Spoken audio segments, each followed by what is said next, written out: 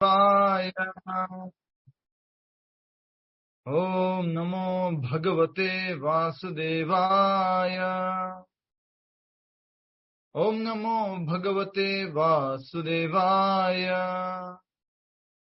मुखं करोति वाचालं पंगुं लंघयते गिरिं यत्कृपातमहं वन्दे श्रीगुरुदीनतारिणं परमानंद माधवं श्रीचैतन्यमीश्वरम्।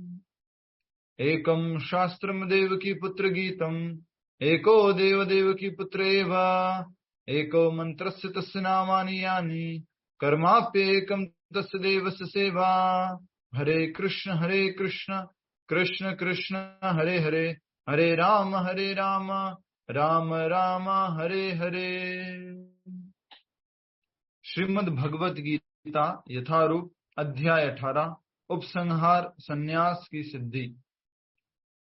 Conclusion the perfection of renunciation. उसमें श्लोक संख्या आज हम कितना कर रहे हैं डॉक्टर नीलम माता जी? श्लोक संख्या डॉक्टर नीलम माता जी। आज हम 57 श्लोक करेंगे। 57वां श्लोक कर रहे हैं, बिल्कुल सही, हरि बोल। तो हमने श्लोक संख्या 56 में देखा था कि भगवान कह रहे हैं मेरा शुद्ध भक्त मेरे संरक्षण में समस्त प्रकार के कार्यों में संलग्न रहकर भी मेरी कृपा से अविनाशी धाम को प्राप्त होता है। तो मैंने इसका एक शॉर्टकट बनाया है इस श्लोक का, सब में मैं लगाना है, चारों में शॉर्टकट है इसका, इस श्लोक का अनुवाद का। तो भगवान कह रहे हैं मेरे शुद्ध भक्त मेरे संरक्षण में मेरे कार्य में मेरी कृपा से मेरे धाम को प्राप्त होते हैं। थोड़ा सा याद रख पाएंगे, मेरे शुद्ध भक्त मेरे संरक्षण में मेरे कार्यों में संलग्न रहकर मेरी कृपा से मेरे धाम को प्राप्त होते हैं। एक बार फिर से बोलो, सब लोग बोलो अपने स्थान पर, माइक बंद रखते हुए, माइक खोलना मत। मेरे शुद्ध भक्त मेरे संरक्षण में मेरे कार्य में संलग्न रहकर मेरी कृपा से मेरे धाम को प्राप्त करते हैं। ठीक है, आज उस श्लोक का आगे भगवान बता रहे हैं, श्लोक संख्या 57 कृपया करके दोहराएंगे आप में से। लीना विज माता जी दोहराइए। चेतसा सर्वकर्माणि चेतसा सर्वकर्माणि मयि सन्न्यस्य मत्परः मयि सन्न्यस्य मत्परः बुद्धियोगमुपाश्रित्य बुद्धियोगमुपाश्रितः मच्चित्तः सततं भव। मच्चित्तः सततं भव। चेतसा सर्वकर्माणि चेतसा सर्वकर्माणि मयि सन्न्यस्य मत्परः मयि सन्न्यस्य मत्परः बुद्धियोगमुपाश्रित्य बुद्धियोगमुपाश्रित्य मच्चित्तः सततं भव। मच्चित्तः सततं भव। बहुत ही सुंदर श्लोक है और इसमें एक महत्वपूर्ण शब्द है जो पहले भी आया हुआ है, और वो शब्द है जो पहले आया हुआ है मत्परः। कोई बता सकता है कौन सा श्लोक है मत्परः? बहुत ही इंपॉर्टेंट शब्द है ये मत्परः। प्रभु जी 12.6 में आया है। 7.5 7.7 प्रभु जी 11.5 बोल रहे हो, 7.7 12.6 में भी आया है। वो तो नहीं आया उसमें, मत्तः पर तरम है उसमें, मत्परः 12.6। हाँ जी 12.6 में 12.6 में आया है। ठीक है, पहले 11.55 देखिए। अध्याय का नाम है, क्या नाम है 11वें अध्याय का? बोलो। विराट रूप। विराट रूप। ठीक है। अच्छा, इससे पहले भी आया है, कोई कौन बताएगा? इससे पहले भी ये शब्द आ चुका है, बहुत शुरुआत में भी आया है, शुरुआत में आया है, जल्दी बताइए। 55 का देख रहे हैं, सेकंड चैप्टर में आया है, सेकंड चैप्टर शुरुआत में आया है सबसे पहले। बोलिए कौन सा श्लोक है? वेरी नाइस, हरि बोल। बताइए। ऐसे अनुमान लगाया था सेकंड चैप्टर में आया है? नहीं, बहुत बताइए, कौन बताएंगे? मैं आपको तरीका बताता हूँ ढूंढने का। देखिए, तरीका बताता हूँ आपको। हरे कृष्णा, हरे कृष्णा, कृष्ण कृष्ण हरे हरे। पीछे शब्दावली देखेंगे, इंग्लिश वाले में तो वो है इजीली ढूंढना, और इसमें 2.61 2.61 61 में आया है। 61 में 61 में आया है। 2.61 पढ़िए, श्लोक क्या है? 7.7 पे देखिए। 7.7 में नहीं है माता जी। प्रभु जी तानी सराणी एक जना कोई भी एक जना बाकी सब लोग म्यूट कर दो अपने माइक को। जय लक्ष्मी माता जी बोलेंगे। हरे कृष्ण प्रभु जी। तानि सर्वाणि संयम्य युक्त आसीत मत्परः वशे हि यस्य इंद्रियाणि तस्य प्रज्ञा प्रतिष्ठितः। बहुत इंपॉर्टेंट श्लोक है, तस्य प्रज्ञा प्रतिष्ठिता। और ये श्लोक संख्या कौन सा है? बोलिए।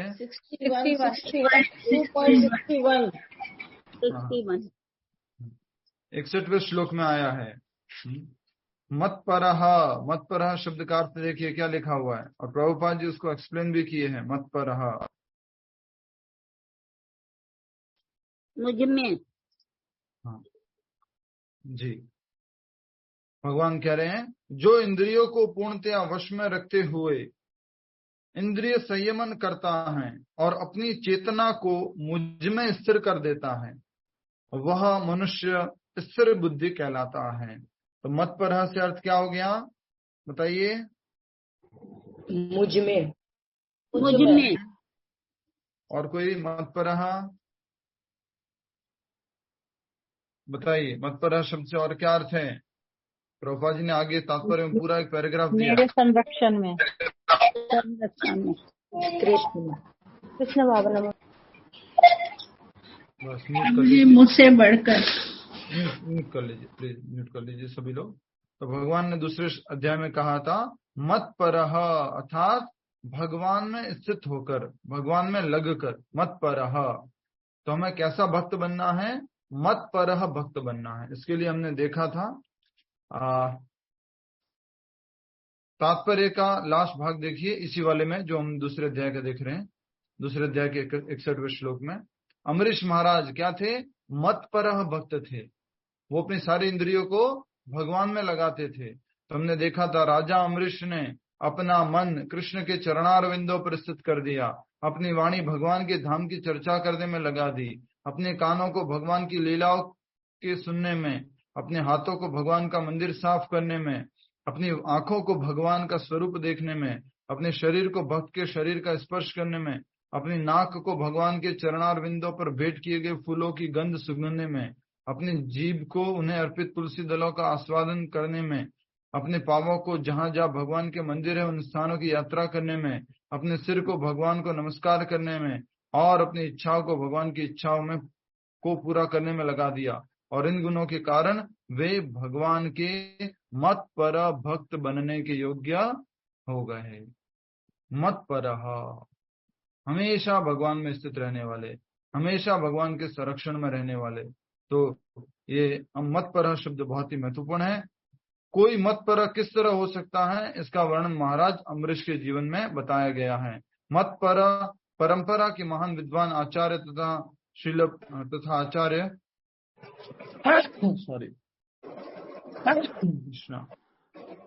परंपरा के महान विद्वान तथा आचार्य श्री बलदेव विद्याभूषण का कहना है कि, म्यूट कर लीजिए प्लीज, अर्चना प्रिया एंड लक्ष्मी पेंडलिया माता जी।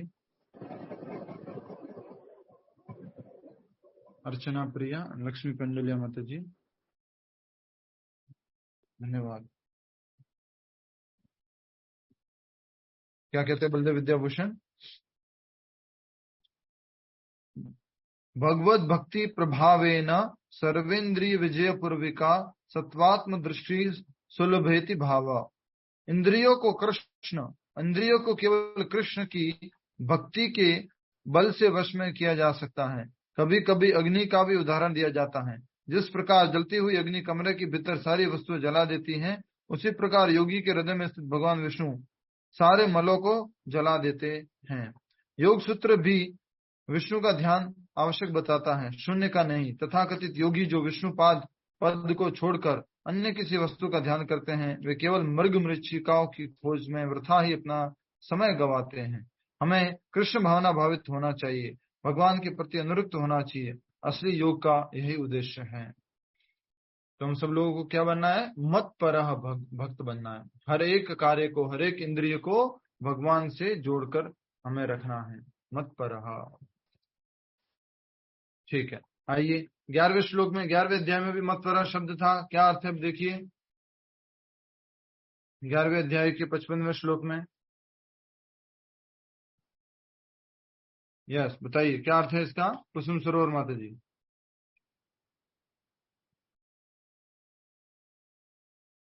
यस, हरे कृष्णा।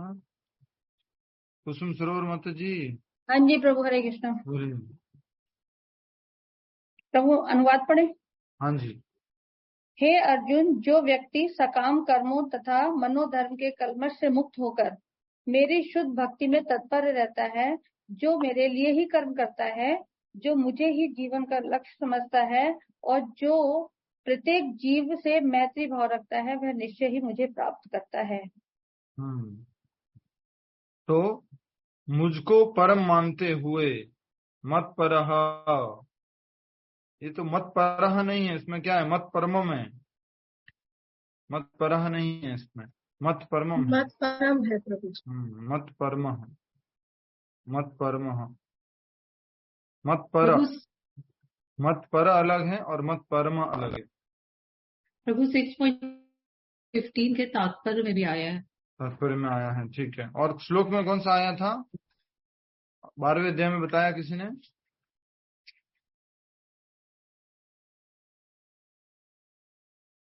यस, 12.6 में 12वें अध्याय के 6ठे श्लोक में प्रभु जी। 6ठे श्लोक में, ये तू सर्वाणी कर्माणि, ये तू सर्वाणि कर्माणि मयि सन्न्यस्य मत परह अनन्यनेव योगेन माम ध्यायन्त उपासते। तो देखिए फिर से मत परह शब्द आया है यहाँ पर, और उसका अर्थ क्या है? मुझ में आसक्त, मुझ में आसक्त। जेठवा माता जी माइक म्यूट कर लीजिए प्लीज। 6.14 में भी है। 6.14 में भी है। देखिए क्या है 6.14 में। मत परह, तो 12वें अध्याय में हमने मत परह शब्द देखा, उसका अर्थ क्या था? मुझ में आसक्त, मुझ में स्थित। 6.14 क्या है? पढ़िए, जिन्होंने बताया वही बता सकते हैं।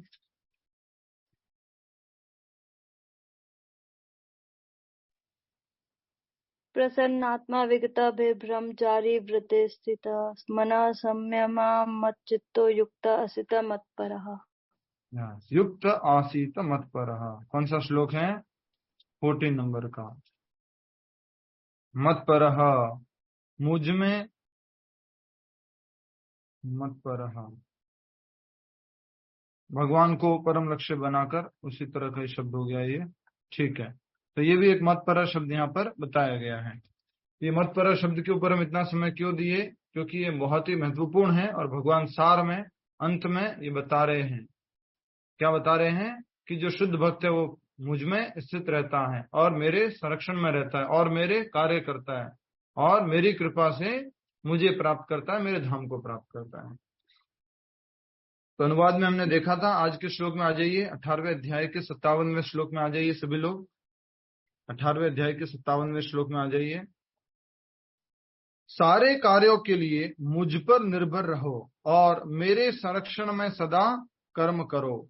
ऐसी भक्ति में मेरे प्रति पूर्णतया सचेत रहो। सचेत रहने से क्या मतलब है? इंग्लिश में क्या शब्द है सचेत रहना? में लिखा है कॉन्शियस। नहीं, लिखा क्या है बुक में? क्या लिखा वो बताना है। Fully conscious of me. हाँ, फुल्ली कॉन्शियस। ये क्या इंग्लिश से हिंदी ट्रांसलेट किया गया ना, इसलिए इसको उस तरह से इंग्लिश से लेना पड़ेगा। तो पूर्णतः भगवान का चिंतन करने वाला, भगवान की चेतना रखने वाले व्यक्ति के लिए कहा जा रहा है कि वो कैसे रह सकता है, सारे कार्यों के लिए मुझ पर निर्भर रहो। पूर्णतया वो भगवान पर निर्भर रहता है, जो भी कार्य हो। जैसे हम श्रील प्रभुपाद जी का उदाहरण लेके लास्ट टाइम समझ रहे थे पिछले श्लोक के लिए, कि जो शुद्ध भक्त होते हैं वो भगवान के संरक्षण में कार्य करते हैं। तो प्रभुपाद जी भारत से बाहर गए, मालवाहक जहाज में गए, बहुत सारी परेशानी आई। उसी तरह से प्रभुपाद जी को परेशानी आई थी बॉम्बे मंदिर बनाने में, इस्कॉन बॉम्बे जुहू वाला, बहुत परेशानी आई थी। तो भक्त लोग अपने तरह से अपना दिमाग लगा रहे थे, सब कुछ कर रहे थे, लेकिन प्रभुपाद जी कहते हैं कि चलो ठीक है, आपने अपना एंडेवर कर लिया, मेहनत कर लिया, अब किसके ऊपर निर्भर रहो, भगवान के ऊपर निर्भर रहो। सारे कार्यों के लिए मुझ पर निर्भर रहो। कौन है खास करके ये? शुद्ध भक्त। और मेरे संरक्षण में सदा कर्म करो। भगवान ने जैसा डायरेक्शन दिया है, भगवान ने जैसा बताया है, भगवान ने जैसे निर्देश दिए हैं, उन्हीं के अनुसार हमें अपने सारे कर्म करने चाहिए। ऐसी भक्ति में मेरे प्रति पूर्णतया सचेत रहो। ऐसी भक्ति करते हुए तुम हमेशा क्या रहो? सचेत। सचेत से क्या अर्थ है? Attentive, conscious, alert. हमेशा आप भगवान की भक्ति में स्थित हो हर समय। सचेत रहने से मतलब हमेशा भगवान की भक्ति में स्थित हो। ठीक है, समझ में आ गया? एक बार फिर से अनुवाद पढ़ लीजिए सभी लोग। सारे कार्यों के लिए मुझ पर निर्भर रहो। भौतिक दुनिया में लोग किसके ऊपर निर्भर रहते हैं? सारे कार्यों के लिए। कोशिश कीजिए। प्रभु भौतिक सुख के लिए निर्भर है, सुख पर निर्भर रहते हैं, अपने ऊपर निर्भर रहते हैं। मैंने किया है खुद पे मैं खुद पर निर्भर रहते हैं प्रभु जी, खुद के धन पर निर्भर रहते हैं, खुद के बल पर निर्भर रहते हैं, खुद के परिवारजनों पर निर्भर रहते हैं, दोस्तों पर निर्भर रहते हैं, तो खुद की क्षमताओं पर निर्भर रहते हैं। भौतिक दुनिया में हम सब लोग भी अभी धीरे धीरे धीरे धीरे भगवान पर निर्भर होना सीख रहे हैं। तो हमने इसके ऊपर एक कहानी भी समझाई थी, अगर आपको याद होगा तो, अर्जुनाचार्य की। अर्जुनाचार्य जो हैं वो भगवत गीता का कौन सा श्लोक लिख रहे थे? बताओ, अर्जुनाचार्य भगवत गीता का कौन सा श्लोक लिख रहे थे, अनुवाद लिख रहे थे? गजेंद्र मोक्ष में एक श्लोक। गजेंद्र मोक्ष की बात नहीं कर रहे, भगवत गीता की बात कर रहे हैं। बताओ कौन सा लिख रहे थे? और दो बालक कृष्ण बलराम बन के आए थे, उनके ऊपर बहुत सारा सामान लाद दिया गया था।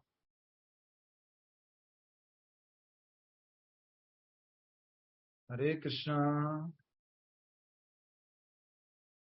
बताइए बताइए बताइए।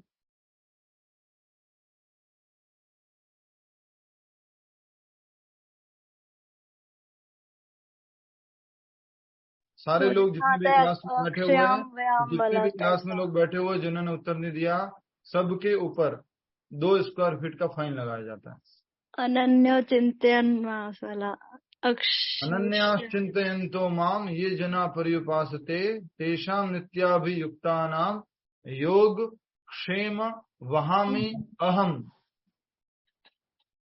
भारतीय जीवन बीमा निगम जो उसका जो लिखा हुआ होता है छोटा सा, योग क्षेम वहामि हम, अहम वहामि अहम, वहामि अहम, मैं वहन करता हूँ। कौन सा श्लोक है ये? 9.24। बताइए, देख के बताइए, मैं चेक नहीं कर रहा हूँ, बताइए। 22 90 अध्याय का 22वां श्लोक।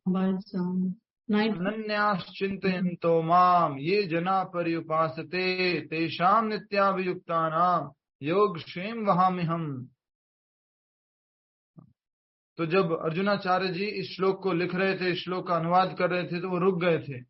भगवान क्या कह रहे हैं? अनुवाद पढ़ के बताओ जोर से। स्मिता माता जी बहुत समय बाद आए हैं, जोर से पढ़ के बताइए अनुवाद। हरे कृष्ण प्रभु जी। किंतु जो लोग अनन्य भाव से मेरे दिव्य स्वरूप का ध्यान करते हुए निरंतर मेरी पूजा करते हैं, उनकी जो आवश्यकताएं होती है उन्हें मैं पूरा करता हूँ, और जो कुछ उनके पास है उसकी रक्षा करता हूँ। जो अनन्य भाव से मेरा चिंतन करता है, अनन्याश्चिन्तयन्तो माम ये जना पर्युपासते, और मेरी पूजा करता है, उपासते तेषां नित्याभियुक्ता नाम, ऐसे भक्त के लिए मैं क्या करता हूँ, योग क्षेम वहाम्यहम्, जो उसके पास है उसका तो मैं संरक्षण करता हूँ, और जो नहीं है उसको मैं, बोलो, देता हूँ, प्रोवाइड करता हूँ, पूरा करता हूँ। क्या बात है भाई जेठावा जी, बहु सरस छोटा सा बालक है ये, बहुत बढ़िया। तो मैं जो है भगवान कह रहे प्रदान करता हूँ। तो जब अर्जुनाचार्य जी थे, सभी लोग थोड़ा अपना ये जो ये सुंदर सा चेहरा है, बहुत सुंदर है आपका चेहरा, तो ऊपर कर लीजिए, अच्छे से सुन लीजिए अब। हाँ, तो अर्जुनाचार्य जी जब है इस अनुवाद कर रहे थे इसका, तो उनको लगा कि भगवान खुद क्यों वहन करेंगे, भगवान की इतनी सारी शक्तियां हैं, भगवान के इतने सारे लोग हैं, वो कर लेंगे, भगवान को खुद को करने की क्या आवश्यकता है। तो अर्जुनाचार्य जी जो है वो स्नान करने के लिए चले गए, इसको उसके ऊपर एक लाइन खींच करके, भगवान खुद नहीं करते, वहामी अहम, ये भगवान नहीं करते हैं, भगवान अपनी शक्तियों के द्वारा करवाते हैं। तो थोड़ी देर बाद दो बालक आते हैं, बहुत सारा सब्जी राशन सामान बहुत सारा लेकर के उनके घर पे, उनकी कुटिया पे, उनकी पत्नी थी अर्जुनाचार्य जी की पत्नी, वो उन बच्चों को देख करके उनका स्वागत करती हैं, पर उनकी सुंदरता से मोहित हो जाती हैं और उनसे सारा सामान उतरवाती हैं और पूछते हैं आप लोग कौन हैं। बोले नहीं, आपके पतिदेव अर्जुनाचार्य जी ने हमें भेजा है। बोले इतना सारा सामान, तुम्हारे कोमल शरीर पे इतना सारा सामान देके, हाँ हाँ हम तो इतना लेके आए, वो तो और डाल रहे थे, वो तो और डाल के भेज रहे थे, और देखो उन्होंने हमें मारा भी है। तो किसका निशान था, उनके पीठ पे एक मार का निशान था। तब जो है उनकी वाइफ जो है वो बहुत दुखी होती है, कहती है अर्जुनाचार्य जी ने ऐसा किया, आचार्य ऐसा करते हैं, आने दीजिए हम उनको बताएंगे। नहीं नहीं माता जी आप उनको बताना मत, और हम जो है अभी जा रहे हैं। बोले नहीं तुम जाओगे नहीं, तुम इधर ही रहो, मैं तुम्हें कुछ बना के खिलाती हूँ, फिर तुम जाना। वो बोलते नहीं नहीं आचार्य को मालूम पड़ गया कि हम यहाँ रुके थे और मारेंगे। तो जो दोनों बालक जो है वो चले जाते हैं, अर्जुनाचार्य जी घर पे आते हैं, घर पे आते ही देखते हैं कि बहुत सारी चीजें आई हुई हैं, और माता जी ने घर पे, उनकी पत्नी ने बहुत सारे बढ़िया से प्रसाद बनाया है भगवान को अर्पण करने के बाद। तो अर्जुनाचार्य जी पूछते हैं इतना सारा सामान कहाँ से आया, ये सब कैसे आया। तो उनकी पत्नी बोलती है कि आप ही ने तो दो बालकों को भेजा था। मैंने दो बालकों को, मैंने किसी को नहीं भेजा। नहीं नहीं वो आपने दो बालकों को भेजा था, दो सुंदर से दो बालक थे, आपने ही तो भेजा था। बोले नहीं नहीं मैंने किसी को नहीं भेजा। फिर वो अर्जुनाचार्य जी पूछते हैं कैसे थे वो बालक। फिर वो माता जी बताते जाते, एक बालक इतना सुंदर था और एक बालक थोड़ा सा मोटा सा था, थोड़ा ठीक ठीक था और थोड़ा बलवान था। तो दो ये बालक थे, और दोनों के बालकों के पीठ के पीछे क्या था, एक निशान था, और आपने उनको बहुत मारा है, इतने छोटे बच्चों को क्यों मारते हो। ऐसे करके उन्होंने उनको थोड़ा माता जी ने बोला। तब अर्जुनाचार्य जी जो है समझ गए। क्या समझ गए, क्या निशान था उनकी पीठ के पीछे, पीके गुप्ता पेन का निशान था, पेन जो लगाया था। तो उन्होंने जो वहां में अहम काटा था, अहम कौन था, वो कृष्णा, तो कृष्ण के ऊपर पीछे निशान था। तो स्वयं कृष्ण और बलराम उनके घर पे ग्रोसरी डिलीवर करने के लिए आए थे, ब्लिंकिट से भी सुपर फास्ट। स्वयं भगवान वहां हम। तो इसलिए कहा जा रहा है कि भगवान अपने भक्त का संरक्षण करते हैं, और भक्त अपने हर एक कार्य के लिए वास्तव में किसके ऊपर निर्भर रहता है, भगवान के लिए, भगवान के ऊपर निर्भर रहता है। तो शुद्ध भक्त के लिए बताया जा रहा है सारे कार्यों के लिए मुझ पर निर्भर रहो और मेरे संरक्षण में सदा कर्म करो, ऐसी भक्ति से मेरे प्रति पूर्णतया सचेत रहो, हमेशा मेरी भक्ति में स्थित रहो, हमेशा अपना मन मेरे चिंतन में लगाओ। तो इस श्लोक को भी शॉर्ट में कर सकते हैं, सारे कार्यों के लिए मुझ पर निर्भर रहो, मेरे संरक्षण में सारे काम करो, और मेरी भक्ति से मुझ में स्थित रहोगे। ठीक है, हरे कृष्णा। तात्पर्य, जब मनुष्य कृष्ण भावनामृत में कर्म करता है तो वह संसार के स्वामी के रूप में कर्म नहीं करता। तो किस रूप में कर्म करता है लतिका माता जी? एक सेवक के रूप में, एक दास एक के सेवक रूप के में। रूप में। बहुत बढ़िया। जब मनुष्य कृष्ण भावनामृत में कर्म करता है तो वह संसार के स्वामी के रूप में कर्म नहीं करता, उसे चाहिए कि वह सेवक की भांति परमेश्वर के निर्देशानुसार कर्म करे। भले वो संसार में क्या बना हुआ होगा, जोर से बोलो, भले वो संसार में स्वामी होगा, चाहे वो क्या हो सकता है, प्राइम मिनिस्टर, प्रेसिडेंट हो सकता है, लेकिन वो प्रेसिडेंट होके भी कैसे कार्य करता है, भगवान के दास के रूप में। उसको बोलते हैं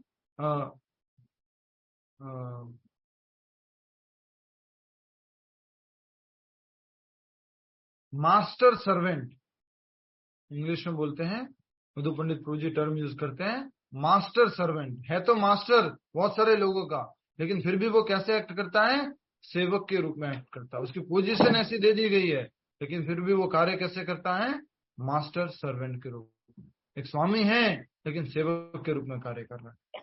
ठीक है, आगे बढ़ेंगे। सुशीला शर्मा माता जी माइक बंद कर दीजिए।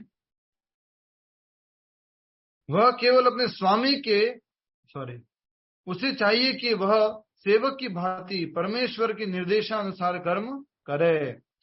सेवक को स्वतंत्रता नहीं रहती, वह केवल अपने स्वामी के आदेश पर कार्य करता है, उस पर लाभ हानि का कोई प्रभाव नहीं पड़ता। वह भगवान के आदेशानुसार अपने कर्तव्य का सच्चे दिल से पालन करता है।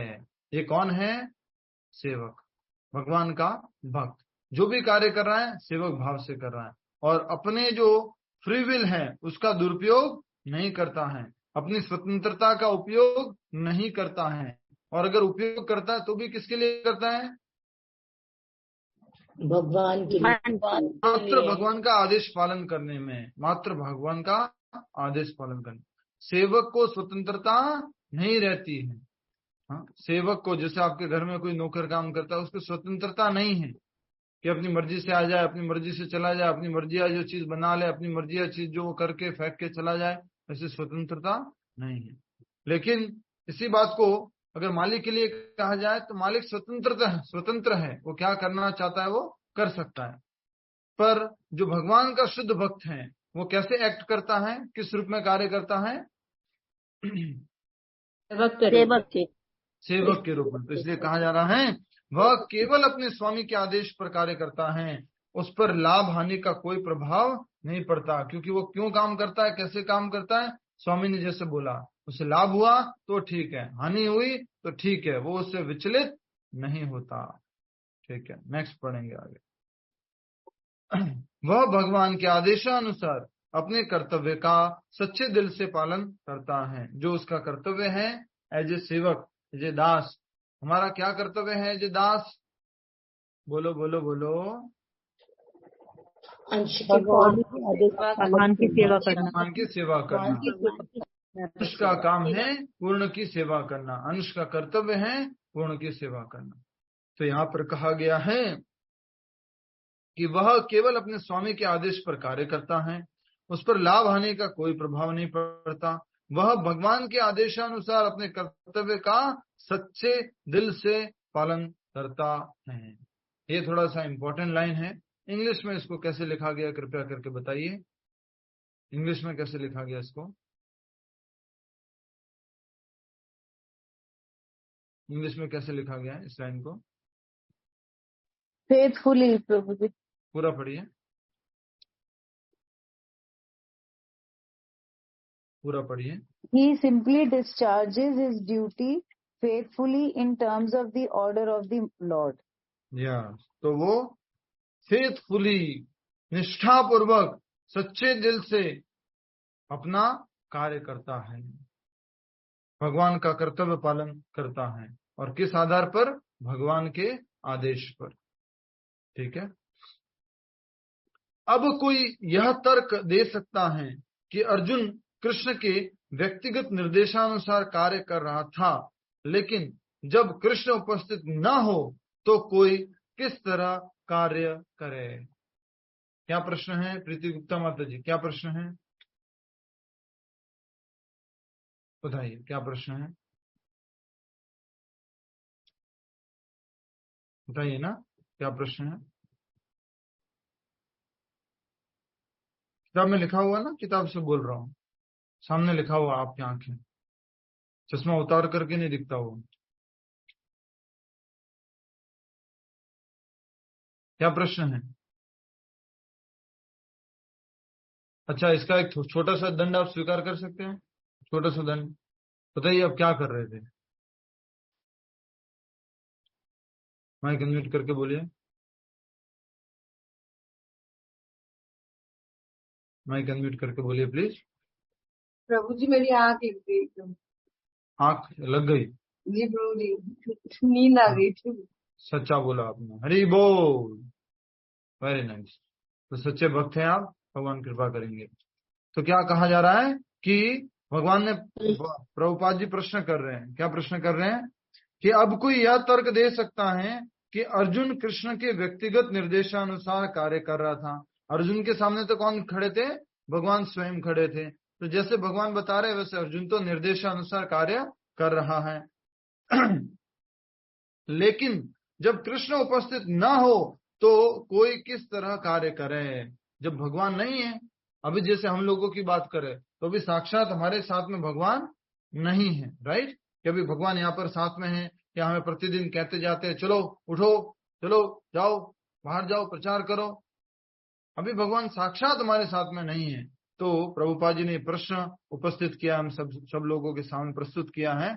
यदि कोई इस पुस्तक में दिए गए कृष्ण के निर्देश के अनुसार तथा कृष्ण के प्रतिनिधि के मार्गदर्शन में कार्य करता है तो उसका फल वैसा ही होगा। तो क्या उत्तर हुआ पूनम गर्ग माता जी?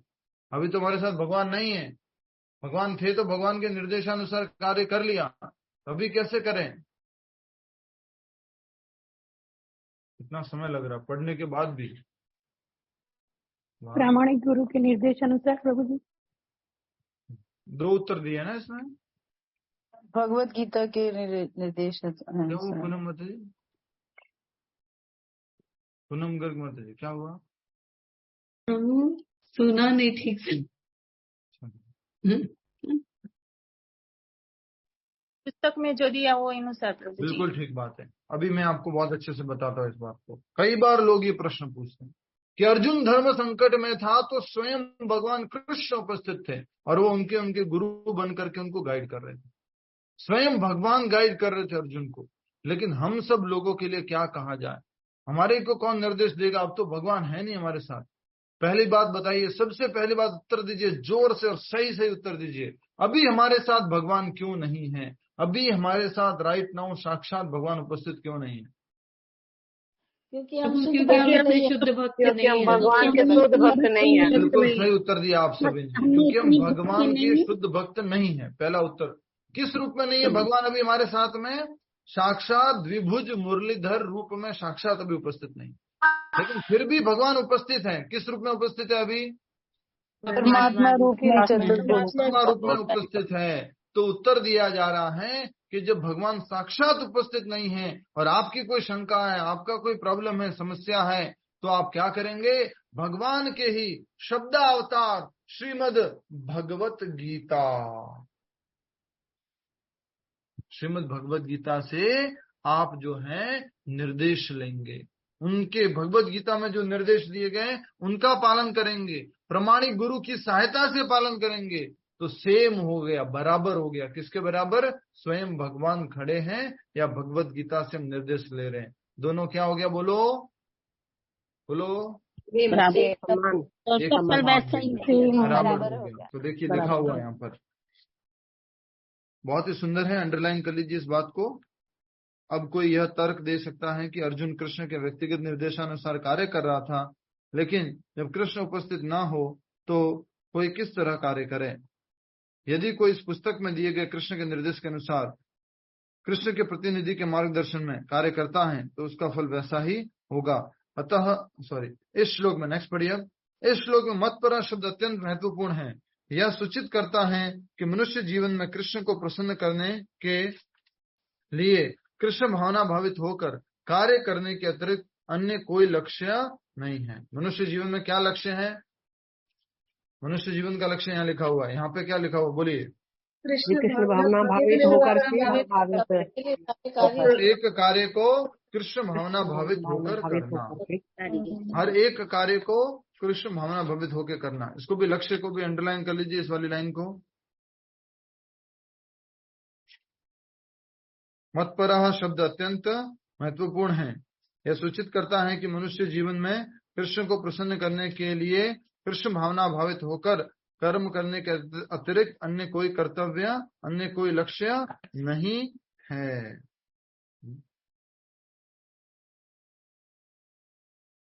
समझ में आया? तो मनुष्य जीवन का लक्ष्य क्या है? भगवान को कृष्ण भावना भावित होकर के कार्य करना। ठीक है, देखिए। तो वही तो हुआ, भगवान को प्रसन्न करना। हाँ, भगवान को प्रसन्न करने के लिए क्या करना पड़ेगा? भावना पहले उनकी भक्ति करनी, कार्य। याद रखो हमेशा वो एग्जाम्पल जेल वाला। जेल में रह करके ये कोशिश मत करो कि मुझे देखना है, प्राइम मिनिस्टर से मिलना है, प्राइम मिनिस्टर से मिलना है, प्राइम मिनिस्टर से मिलना है। क्या करो, ऐसा कुछ काम कर लो जेल में रहते हुए कि प्राइम मिनिस्टर आपको अटेंशन आ जाए, प्राइम मिनिस्टर का आपके ऊपर। भक्ति सिद्धांत सरस्वती महाराज क्या कहते थे? Don't try to see God, work in such a way that God sees you. ऐसे कार्य करो कि भगवान आपकी तरफ ध्यान दे, भगवान आपको देखे। ठीक है, माता जी कुछ कह रहे हैं? ब्रजेश्वरी माता जी। हरे कृष्णा। आजकल आप बोलते नहीं है, चुपचाप रहते हैं। आगे पढ़िए। जब वह इस प्रकार कार्य कर रहा हो तो उसे केवल कृष्ण का ही चिंतन इस प्रकार से करना चाहिए। कृष्ण का चिंतन कैसे करना हर एक कार्य में, इस बात को भी अंडरलाइन कर लो, बहुत इंपॉर्टेंट है, अंडरलाइन कर लो। कृष्ण ने मुझे यह विशेष कार्य पूर्ण करने के लिए नियुक्त किया है। भगवान ने मुझे ये कार्य करने के लिए क्या किया है? नियुक्त किया, अपॉइंट किया। ये देवी देवता सब कौन है? भगवान के द्वारा अपॉइंट किए हुए उच्च स्तर के जीव हैं, उच्च चेतना वाले जीव है ये। ठीक है, तो कृष्ण ने मुझे इस विशेष कार्य को पूर्ण करने के लिए नियुक्त किया है, तो मैं पूरा का पूरा ईमानदार बन करके सच्चे दिल से, मन से मैं इस कार्य को, कर्तव्य को निभाऊंगा। और इस तरह कार्य करते हुए उसे स्वाभाविक रूप से कृष्ण का चिंतन हो आता है। यही पूर्ण कृष्ण भावनामृत है। पूर्ण कृष्ण भावनामृत क्या है? कि वो हर कार्य करते समय भगवान श्री कृष्ण का स्मरण करता है। स्मरण कैसे करता है? स्मरण करने का तरीका क्या हो गया? बोलो। सारे कार्य भगवान को जोड़, भगवान ने मुझे इस कार्य के लिए नियुक्त किया है। ठीक है, और इस तरह कार्य करते हुए उसे स्वाभाविक रूप से कृष्ण का चिंतन हो आता है। यही पूर्ण कृष्ण भावनामृत है। किंतु यह ध्यान रहे कि मनमाना कर्म करके उसका फल परमेश्वर को अर्पित न किया जाए। कौन सा कार्य करना है? बोलो। मनमाना अपने मन घड़त कार्य वाला कार्य, मन को खुश करने कार्य करना है। बोलो। भगवान को प्रसन्न करने के लिए जो कार्य, तो ऐसा कार्य करना है जो कृष्ण भावनामृत में है। उसका लक्ष्य क्या है? भगवान श्री कृष्ण को प्रसन्न करना है, उसके अलावा और कोई लक्ष्य नहीं है। ऐसा कार्य करना है, अपने मनमाने ढंग से कार्य नहीं करना है। किंतु यह ध्यान रहे कि मनमाना कर्म करके उसका फल परमेश्वर को अर्पित न किया जाए। कैसा कर्म किया जाए? सेवक और स्वामी का एग्जाम्पल देके बोलो, कैसा कर्म किया जाए? जैसा भगवान ने बोला है वैसे ही काम करना। जैसा स्वामी ने कहा है, स्वामी ने कहा, जैसा हमारे स्वामी हमारे से चाहते हैं। और सरल समझो, बहुत सीरीज याद कर लो, बच्चे से सीरीज याद कर लो। सीरीज क्या है? जैसा हमारे स्वामी चाहते हैं ऐसा हमें कर्म करना चाहिए। हमारे स्वामी साक्षात हमारे साथ उपस्थित नहीं है तो कैसा कर्म करना चाहिए? जैसा भगवत गीता में बताया गया वैसा ही कर्म करना चाहिए। जैसा प्रभुपाद जी बता रहे हैं उनके शुद्ध भक्त, वैसा ही कर्म करना चाहिए। ये हमें अच्छे से समझ में आ गया है। तो क्या कहा गया कि किंतु ये ध्यान रहे कि मनमाना कर्म करके उसका फल परमेश्वर को अर्पित न किया जाए। वही कर्म करें जो प्रमाणिक गुरु ने बताया है या जो भगवत गीता में बताया गया है। इस प्रकार का कार्य कृष्ण भावनामृत की भक्ति में नहीं आता। ये क्या लिख दिया भैया? ये क्या लिख दिया? क्या मतलब है? कौन सा कार्य? मनमाना कार्य है, विषय नहीं करना। वो मनमाना अर्थात अपने मन से मनमाने ढंग से किया गया कार्य कृष्ण भावनामृत में नहीं आता। हाँ। बहुत ही इंपॉर्टेंट बात है। अपनी मर्जी से मनमाने ढंग से किया गया कार्य कृष्ण भावनामृत में नहीं आता है। कौन सा कार्य कृष्ण भावनामृत में आता है? जैसे भगवत गीता में बताया, भगवत गीता में और गुरु के अनुसार कृष्ण भगवत गीता में बता रहे हैं या शुद्ध भक्त बता रहे हैं। अच्छा, एक बार आज का रियलाइजेशन सुन लो। वैसे तो ये पहले भी बता चुका। रियलाइजेशन बोलो या सत्यता देखिए।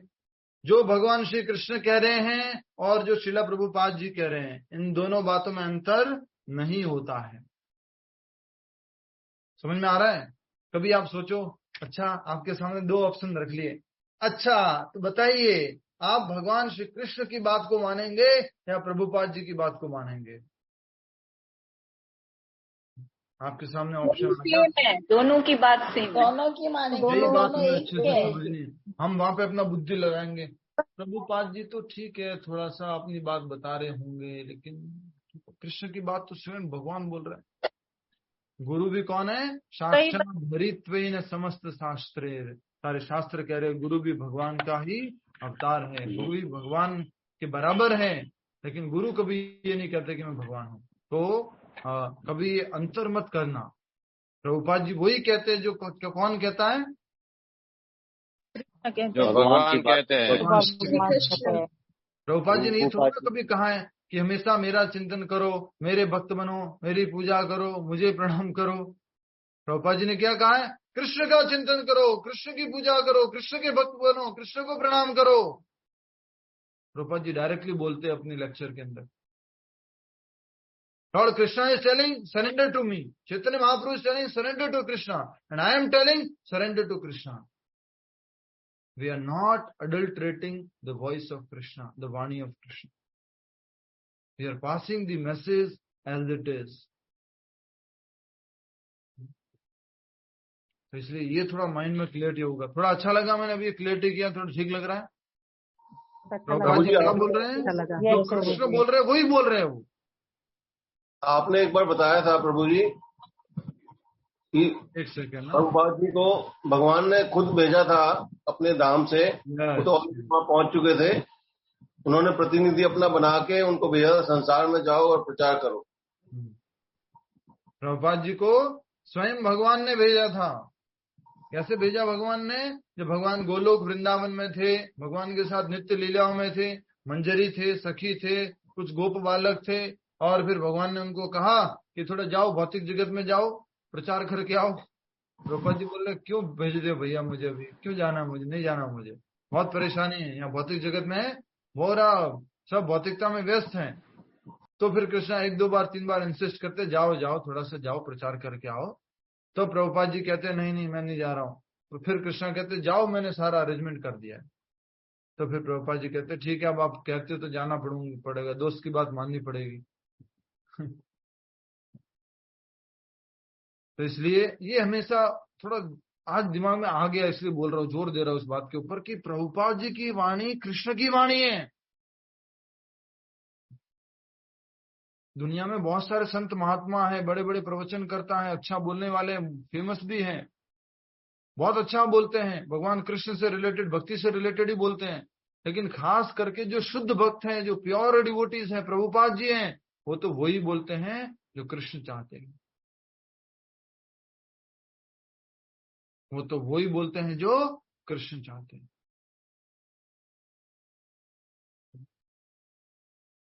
प्रभुपाद जी का आज हम ये श्लोक करने के बाद हम प्रभुपाद जी का मार्की ने भागवत धर्मा वाला आज गाना पढ़ेंगे, ठीक है? जलदूत में प्रभुपाद जी ने लिखा था, जब प्रभुपाद जी भारत से अमेरिका गए थे, वो गाना पढ़ेंगे आज। बहुत सुंदर है, आपका एकदम मतलब हृदय पूरा एकदम से द्रवित हो जाएगा उस गाय भजन को सुन करके। बड़ो कृपा कैले कृष्ण अधमेरा प्रति। अधम के प्रति प्रभुपाद जी क्या लिख रहे हैं? अधम, मैं अधम हूं और मुझ अधम के प्रति आपने बड़ी कृपा की। आइए वो देखेंगे उसको, पहले तात्पर्य पूरा कर लेते हैं। तो गुरु की वाणी बराबर बोलो, भगवान की वाणी, भगवान की वाणी, गुरु की वाणी। परमात्मा हृदय में बैठे हुआ है और गुरु बाहर बैठे हुआ है। अब हमारे मन में एक और प्रश्न आ सकता है कि प्रभु जी कृष्णा भी नहीं है साक्षात, गुरु भी नहीं है साक्षात, अब हमारा क्या होगा? तो क्या उत्तर है? कृष्ण साक्षात हैं भगवत गीता के श्लोकों के रूप में, और प्रभुपाद जी साक्षात हैं भगवत गीता के तात्पर्य के रूप में, वाणी के तात्पर्य के रूप में। भगवान श्री कृष्ण किस रूप से उपस्थित हैं? भगवत गीता के श्लोकों के रूप में। और प्रभुपाद जी किस तरह से उपस्थित हैं? भगवत गीता के तात्पर्य के रूप में। और जितनी पुस्तकें लिखी है प्रभुपाद जी, समझ में आ रहा है? अंशुमान जी समझ में आ रहा है प्रभुपाद जी किस तरह से उपस्थित हैं? तात्पर्य के रूप में। तात्पर्य के रूप में। प्रभुपाद जी बोलते थे Krishna is dictating me, Krishna dictate कर रहे हैं और मैं लिख रहा हूं।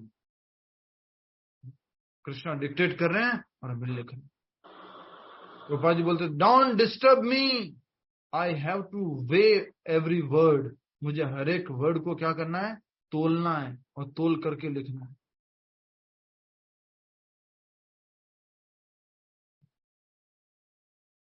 सारे आचार्यों की किताबें सामने रख करके, लगभग 8 भगवत गीता की कमेंट्री प्रभुपाद जी ने पढ़ करके सामने रख करके फिर ये कमेंट्री दी थी। ठीक है, किंतु ये ध्यान रहे कि मन मना कर्म करके उसका फल, थोड़ा सा कुछ याद आ गया बता देता हूँ। अभी एक मैं परिवार में गया था, घर में गया था 10 दिन पहले लगभग। तो वहां पर वो व्यक्ति जो है वो आपस में संगठन बना करके कुरुक्षेत्र में 18 मंजिल का मंदिर बना रहे हो। मंदिर का स्ट्रक्चर उनका खड़ा हो चुका है। अब उनको गाइडेंस चाहिए कि उन 18 फ्लोर में क्या कर सकते हैं टेक्नोलॉजी के साथ में, और क्या क्या कैसे कैसे कर सकते हैं, उनको गाइडेंस चाहिए। आप लोग भी मदद कीजिएगा, आपके माइंड में कुछ आता है तो बताइएगा। 18 फ्लोर्स का मंदिर है, बहुत बड़ा, तो उसमें क्या क्या किया जा सकता है। तो हम बता रहे थे, तो उनका पोता आता है, और उनका पोता जो पहले इस्कॉन जाता था, वो उसकी उम्र होगी, उसने इंजीनियरिंग कर लिया, शायद MBA कर लिया, उसके बाद आया हमारे पास। बोलता है उनके दादाजी ने किताबें लिखी थी कुछ, तो वो कहते प्रभु जी जब प्रभुपाद जी ने किताबें लिख दी है, मेरे दादू को किताब लिखने की क्या आवश्यकता है? क्या बोला? जब प्रभुपाद जी ने किताबें लिख ली हैं तो मेरे दादू को किताब लिखने की क्या आवश्यकता है? मतलब उसको इतना फेथ था कि प्रभुपाद जी ने लिख दिया है, अब मेरे दादू क्या लिखेंगे, वो पूरा भक्ति तो करते नहीं है, बस लिखने के लिए लिख रहे हैं। पर प्रभुपाद जी ने ऐसे नहीं लिखा था। प्रभुपाद जी भगवान के क्या है बोलो? शुद्ध भक्त, शुद्ध भक्त है, पार्षद है, संगी है। हम सब लोगों का बहुत बड़ा सौभाग्य है। कई बार हम दुखी हो जाते हैं, आज के बाद कभी दुखी मत होना। मैं आज एक प्रभु जी से बोल रहा था, प्रभु जी मेरे हाथ में ना भाग्य की रेखा ही नहीं है।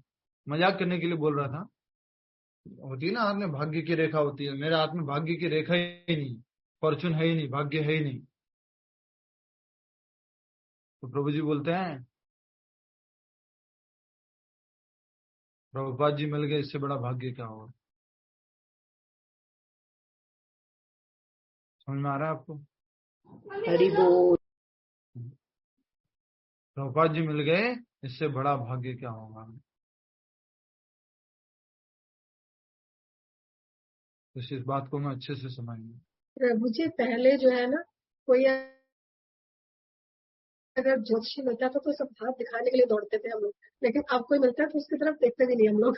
ये फर्क तो आया है, कोई मतलब चिंता नहीं रहती है, आगे के लिए जो होगा वो कृष्णा ही करेंगे। ये तो पहले घेर के सब बैठ जाते थे उसको, वो वाली अब फीलिंग खत्म हो गई है। प्रभु जी मेरा मानना है कि आप सबसे ज्यादा भाग्यशाली हैं, भगवान की भक्ति से जुड़े हुए। हम लोग बहुत दुर्भाग्यशाली हैं कि आप जैसे गुरु का हमें साथ मिला है।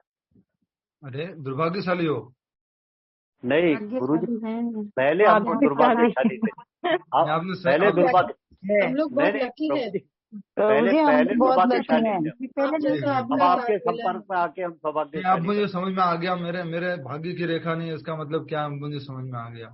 और प्रभु जी आप डांटते भी हो ना तो बुरा मैं नहीं लगता। दुर्भाग्यशाली टीचर हूँ, ये मुझे समझ में आ गया। नहीं प्रभु जी, आप बहुत सौभाग्यशाली हमारे लिए। हरे कृष्णा, ठीक हम है, लोगों के लिए बहुत ओके, बस जहाँ गलती सब करते हैं लोग वहीं जो पकड़ लेते हैं प्रभु जी। हम और सब प्रभु लोग जी आप जो है, डांटते भी हो ना तो खराब नहीं लगता, ऐसा लगता है कि चलो हमारे भले के लिए तो बोल रहे हैं, कभी खराब नहीं लगा प्रभु जी आप डांटते भी हो। धन्यवाद प्रभुपाद जी कि हम सब लोग गुरु भाई, God brother and God sister है, हम सब लोग गुरु भाई बहन है।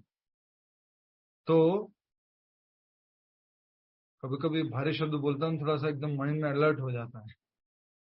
हम प्रभुपाद जी के गुरु भाई बहन, हम शिष्य हैं सब लोग, और आपस में हम सब लोगों को ये बहुत सौभाग्य मिला है कि हम साथ में बैठ करके चर्चा कर पा रहे हैं और हमारे गुरुदेव हमें गाइड कर रहे हैं इस मार्ग पर।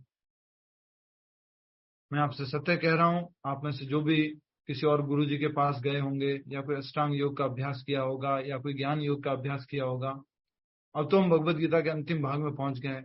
अब तो शायद आप पूरा कॉन्फिडेंस से कह पाओगे कि जिंदगी में मुझे जो मिला, मैं जो अपने लिए प्राउड करता था कि मुझे ज्ञान मिल गया है, मुझे अष्टांग योग मिल गया है या मुझे कुछ नाम मिल गया है, अब मुझे जो मिला है वो सबसे ज्यादा वैल्यूएबल है, वो सबसे ज्यादा महत्वपूर्ण है।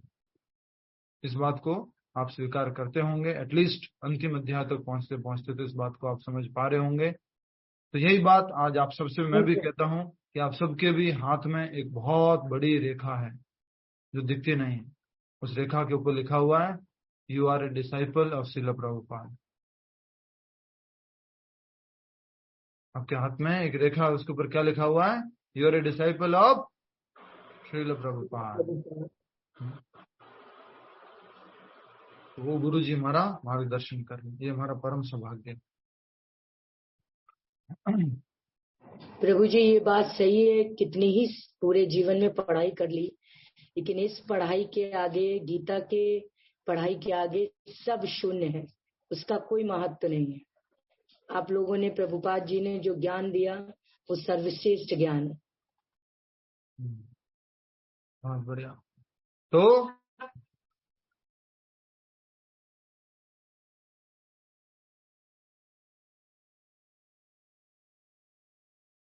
हम सब लोगों का परम सौभाग्य है कि हम श्रील प्रभुपाद जी के शिष्य हैं, हम श्रील प्रभुपाद जी के अंश हैं, हम उनके शिष्य हैं। तो कहा जा रहा है कि यही पूर्ण कृष्ण भावनामृत है कि हमेशा हम कृष्ण का चिंतन करते रहे, किंतु यह ध्यान रहे कि मनमाना कर्म करके उसका फल परमेश्वर को अर्पित न किया जाए।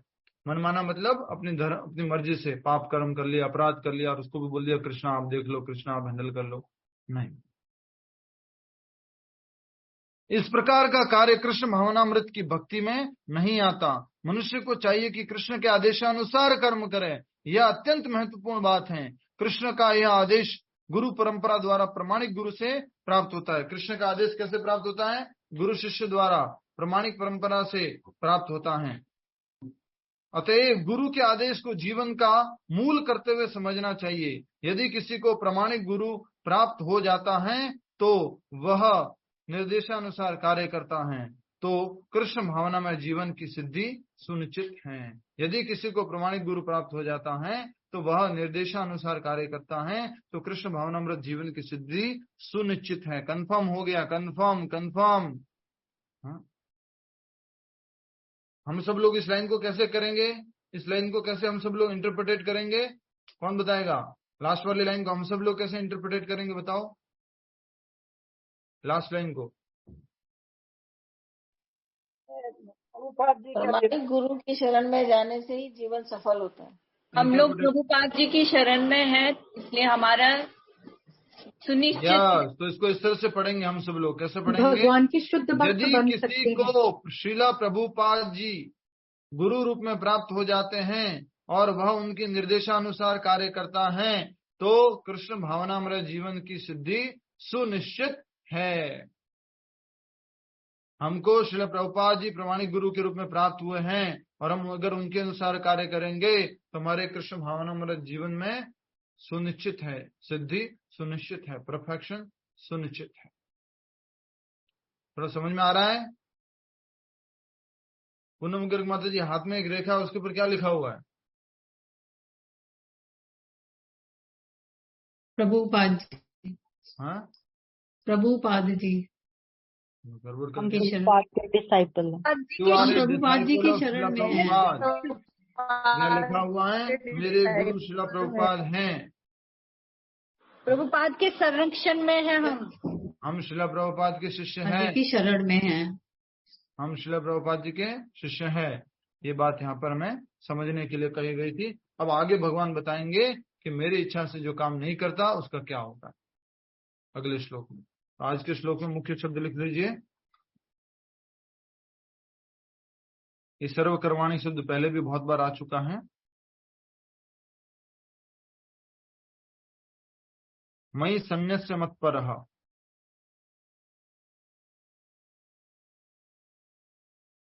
मयि सन्न्यस्य मत्परः।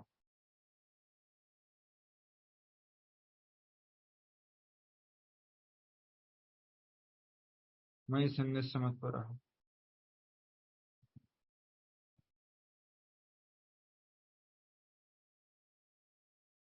इन 2-3 श्लोकों में बार बार क्या आ रहा है? मेरे मेरे मुझ में, मेरे मुझ में, मेरे मुझ में, मेरे कार्य करो, मेरे संरक्षण में रहो, मेरी कृपा से मेरे धाम को प्राप्त होगे। तो साफ साफ भगवान यहाँ हेडिंग बता रहे हैं।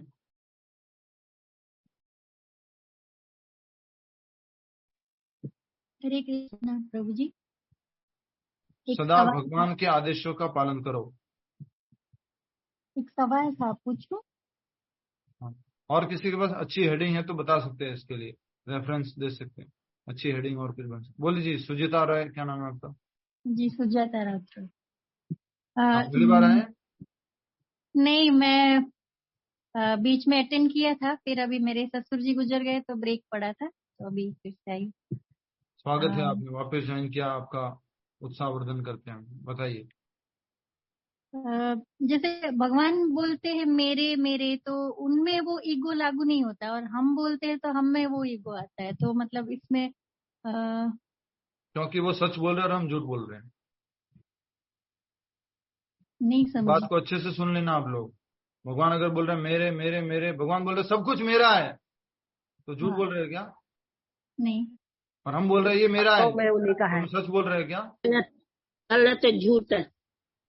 हम झूठ बोलते होते हैं, इसलिए हमारा गलत है, हमारा अहंकार सही नहीं। हमारे गोविंद दत्त प्रभु ऐसे बोलते हैं इस बात को, थोड़ा ध्यान से सुनिएगा, डरिएगा मत, डरना मत, डरना मत। गोविंद दत्त प्रभु जी हमारे ऐसे बोलते हैं, कृष्ण सबका बाप है, और बाप अगर बोलता है कि मैं सबका बाप हूं तो इसमें उसमें अहंकार की बात है क्या? बाप अगर बोलेगा बेटे को मैं तुम्हारा बाप हूं तो उसमें कुछ अहंकार की बात है क्या? सत्य बोल रहा है ना। बाप नहीं बोलेगा तो कौन बोलेगा? यस और नो?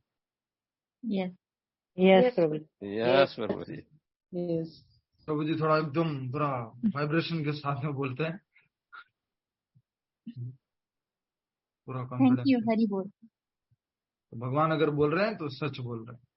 भगवान बोल रहे हैं मेरी पूजा करो, मुझे प्रणाम करो, मेरे भक्त बनो, और क्या कहते हैं, मेरा चिंतन करो। हम अगर बोलेंगे तो झूठ बोल रहे हैं, चीटिंग कर रहे हैं।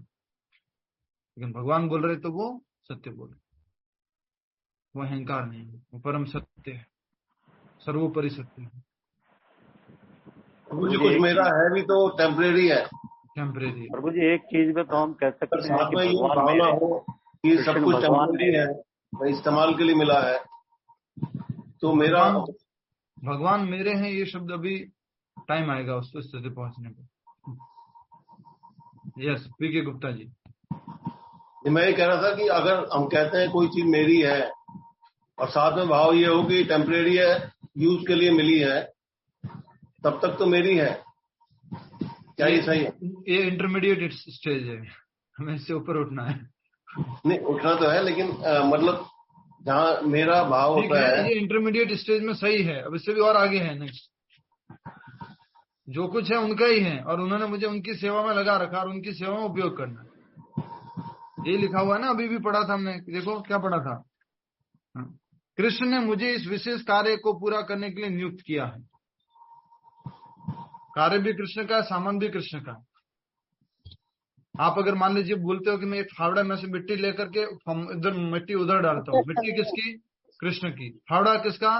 कृष्ण का। शरीर किसका? कृष्ण का। इंद्रिया किसकी? कृष्ण की। बुद्धि किसकी? कृष्ण की। हम कौन?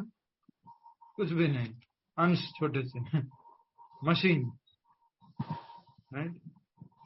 हम भी कृष्ण का है प्रभु। हम भी कृष्ण के प्रभु जी, कृष्ण के ही तो अंश है हम भी कृष्ण के। तो हुआ क्या हमारा?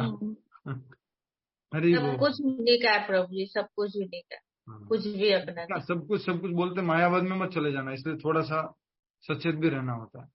सब कुछ उसी का है, सब कुछ उसी में मिल जाना है, हम भी एक दिन उसी में मिल जाएंगे, ये गलत। प्रभु जी ये बात 40 के बाद ज्यादा समझ में आती है। यहाँ खोल रहा पर नीचे, उसके बाद समझ में ज्यादा आती है 40 के बाद की मुक्ति के बाद? 40 के बाद, 40 के बाद। जी तो ठीक है, मैं भी इंतजार करूंगा 40 होने का। हरे कृष्ण। प्रभु जी गृहस्थ में रह के बात। जय श्री प्रभुपाद। आइए पहले माला जप करेंगे और फिर प्रभुपाद जी का मार्किने धर्म, मार्किने भाग